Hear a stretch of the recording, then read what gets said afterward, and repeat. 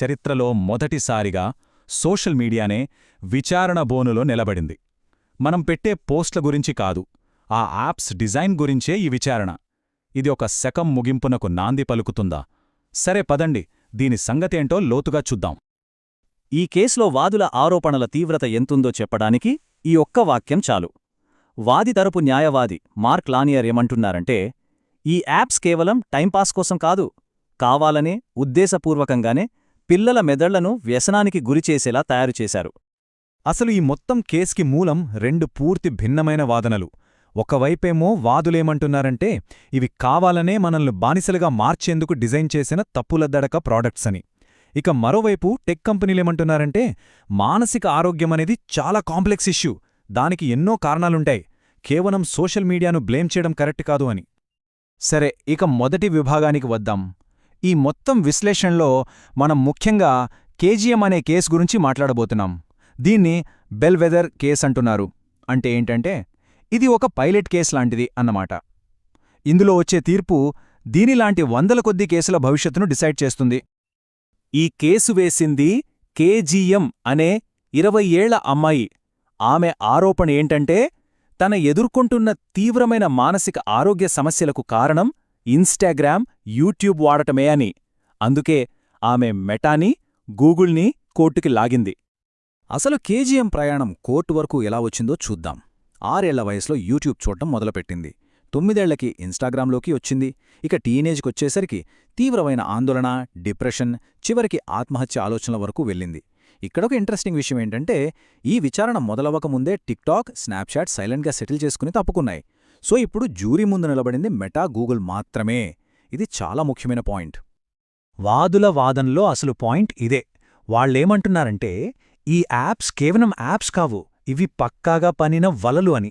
ముఖ్యంగా ఎదుగుతున్న పిల్లల మెదడులో ఉండే బలహీనతలను టార్గెట్ చేసి వాళ్ళని బంధించడానికి కావాలనే వీటిని ఇలా డిజైన్ చేశారని ఆరోపిస్తున్నారు.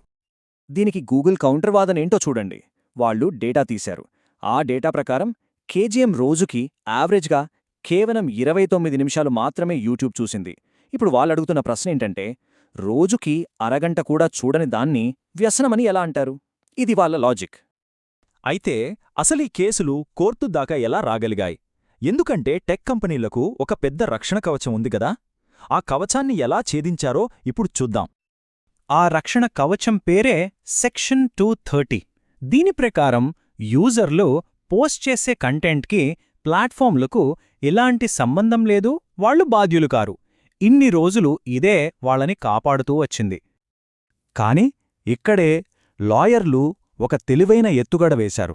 వాళ్ళు ఏమన్నారంటే మా కేసు యూజర్లు పెట్టిన పోస్టుల గురించి కాదు, అసలు మీ ప్రాడక్ట్ గురించే, మీ యాప్ డిజైన్ గురించే అని వాదించారు.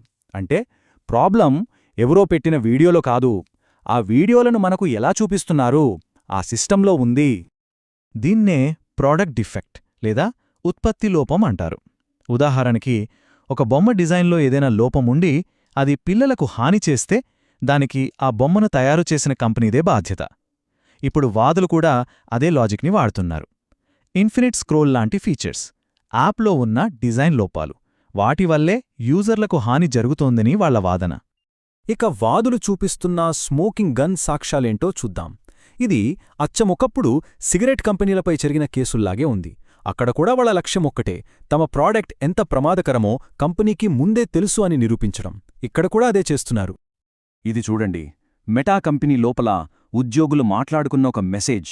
వాళ్లే స్వయంగా ఒప్పుకుంటున్నారు, అయ్యబాబోయ్ ఇన్స్టాగ్రామ్ ఒక డ్రగ్ లాంటిది, మనం దాదాపు డ్రగ్స్ అమ్మేవాళ్లం అని. వాళ్లే ఇలా అనుకుంటున్నప్పుడు ఇక బయట పరిస్థితేంటి? 17 ఈ నంబర్ ఏంటి అనుకుంటున్నా?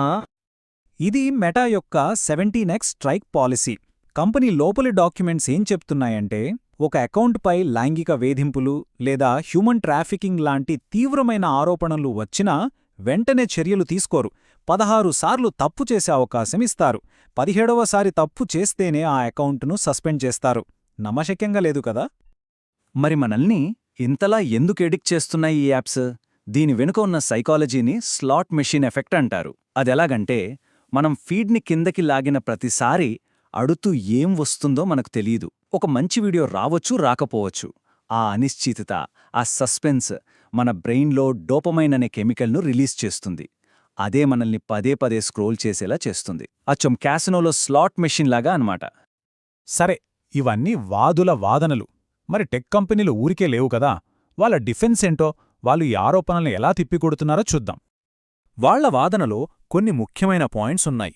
మొదటిది, అసలు సోషల్ మీడియా ఎడిక్షన్ అనేది మెడికల్గా గుర్తించిన జబ్బే కాదు అంటున్నారు. రెండోది, యువతలో మానసిక సమస్యలకు 100 కారణాలుంటాయి, దానికి సోషల్ మీడియా ఒక్కదాన్నే ఎలా నిందిస్తారు అని ప్రశ్నిస్తున్నారు. ఇంకా తల్లిదండ్రుల కోసం కంట్రోల్స్ ఇచ్చాం కదా, వాళ్ళు చూసుకోవాలి అని కూడా అంటున్నారు. వాళ్ల వాదనలో అన్నిటికంటే పెద్ద పాయింట్ ఈ కారణకార్య సంబంధం గురించి. సరే, ఒకవేళ యూజర్లకు హాని జరిగిందనే అనుకుందాం, కానీ ఆ హానికి మా యాప్ డిజైనే డైరెక్ట్ కారణం అని గ్యారెంటీ ఏంటి అని వాళ్ళు ప్రశ్నిస్తున్నారు. ఆ రెండింటి మధ్య డైరెక్ట్ లింక్ను ప్రూవ్ చేయగలరా అని సవాలు చేస్తున్నారు. అయితే ఈ గొడవ కేవలం అమెరికా కోర్టు గదుల్లోనే జరగట్లేదు. ఇది ఒక గ్లోబల్ ఫైట్.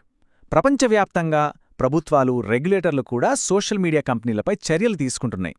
ఇదొక రకంగా అన్ని వైపుల్నించి జరుగుతున్న దాడి అన్నమాట. ఇక్కడ చూడండి, ఈ కంపెనీలపై ఒత్తిడి ఎలా పెరుగుతోందో. యూరోపియన్ యూనియన్ ఏమో ఇన్ఫినిట్ స్క్రోల్ లాంటి ఎడిక్టివ్ డిజైన్ మీద ఫోకస్ పెట్టింది. ఆస్ట్రేలియా, ఫ్రాన్స్ లాంటి దేశాలు ఏకంగా పిల్లలపై వయోపరిమితులు విధిస్తున్నాయి. ఇక అమెరికాలో అయితే 100ల కొద్దీ స్కూల్ డిస్ట్రిక్ట్స్ కూడా కేసులు పెట్టాయి. అంటే ఇదొక మల్టీ ఫ్రంట్ వార్ లాంటిది. మనమిప్పుడు చివరి దశకు వచ్చాం. అసలీ కేసుల్లో వాదులు గెలిస్తే ఏమవుతుంది? దాని ప్రభావం చాలా తీవ్రంగా ఉంటుంది. మొత్తం అటెన్షన్ ఎకానమీకే ఇది పెద్ద దెబ్బ. అంటే మన సమయాన్ని, మన దృష్టిని అమ్మి డబ్బు సంపాదించే బిజినెస్ మోడల్కే ప్రమాదం. ఇక్కడే ఉంది అస్సలు సమస్య. ఏ ఎంగేజ్మెంట్ ఫీచర్లతో అయితే యూజర్లను గంటల తరబడి యాప్లోను ఉంచి యాడ్స్ ద్వారా డబ్బు సంపాదిస్తున్నారో, అవే ఫీచర్లు ఇప్పుడు చట్టప్రకారం లోపాలుగా, ప్రమాదకరంగా మారే ప్రమాదముంది. వాళ్ల బిజినెస్ మోడల్ మొత్తానికి ఆధారం మనల్ని యాప్లో ఎక్కువసేపు ఉంచడమే. అదే గనక ఒక లీగల్ లైబిలిటీగా మారితే ఇక వాళ్ల వ్యాపారం మొత్తం కుప్పకూలిపోవచ్చు. కాబట్టి ఒకే ఒక ప్రశ్నతో దీన్ని ముగిద్దాం. ఒకవేళ కోర్టులు ఇన్ఫైనైట్ స్క్రోల్ని ఒక డిజైన్ లోపంగా తీర్పిస్తే, ఆ తర్వాత మన డిజిటల్ ప్రపంచం ఎలా ఉంటుంది? మనం వాడే యాప్స్ ఎలా మారిపోతాయి?